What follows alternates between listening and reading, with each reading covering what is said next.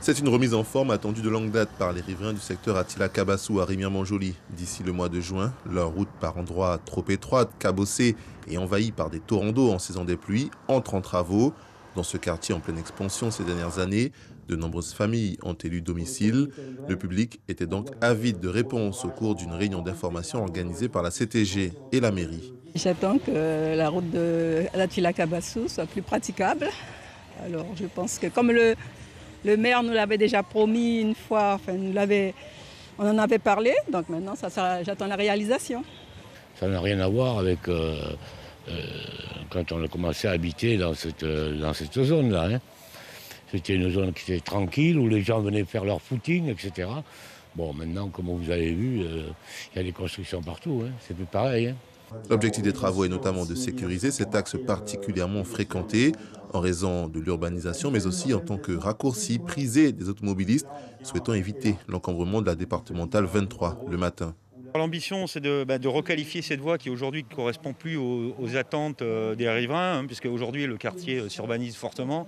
Donc aujourd'hui, l'objectif, c'est de créer une véritable voirie urbaine avec des usages dédiés à chacun des usagers. Donc on aura une chaussée routière, bien sûr, de 6 mètres de largeur.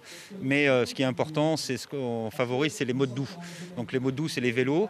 Donc il y aura deux bandes cyclables de part et d'autre de la chaussée et également un trottoir attenant à cette bande cyclable. Séance d'explication donc pour les élus et de déminage d'éventuelles inquiétudes, un chantier qui démarre avec quelques mois de retard du fait de la crise sanitaire.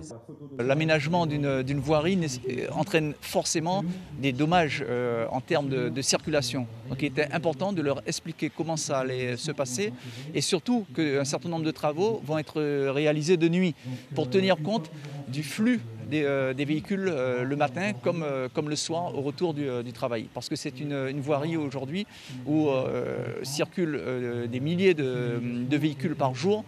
Donc il était important par rapport à la largeur de la voirie de fluidifier les choses et informer la population par rapport à ce qui va se passer. Chaque jour, plus de 4000 véhicules empruntent cette route. Une dernière phase devrait débuter l'an prochain pour terminer le dernier tronçon permettant la jonction avec la route départementale 23 menant à Degradékane.